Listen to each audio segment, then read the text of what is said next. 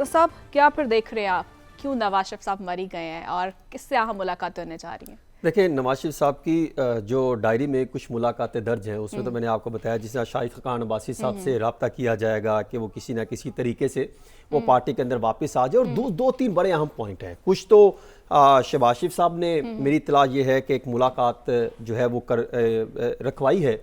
अब देखना यह है कि वो किस हद तक कामयाब हो सकती है या नहीं, और वो किन आम शख्सियात से मुलाकात होगी। और तीसरा जो है, शहबाज शरीफ साहब वहाँ पर कुछ पार्टी मुनज़्ज़म करने के लिए मरी में कुछ अफराद से मुलाकातें करेंगे। वज़ीर आला पंजाब मरीम नवाज शरीफ साहिबा भी उनके साथ गई हैं, वहाँ पर वो अलग अपनी मीटिंग कर रही हैं ताकि वो देखें मरी के हवाले से क्या क्या बेहतर इकदाम करने चाहिए। जो नवाज शरीफ साहब ने मुलाकात की उसमें उन्होंने एक और बड़ी अहम जो है वो एक नुक्ते की तरफ इशारा किया। वो कहते हैं कि मुझे पहले ही बता दिया गया था कि ये बंदोबस्त है जो हो रहा है और आपको प्राइम मिनिस्टर के तौर पर हम नहीं देख रहे। तो उनका ये कहना था कि मुझे ये खदशा था कि शायद ये बात दुरुस्त ना हो, लेकिन बड़ी कोशिश की।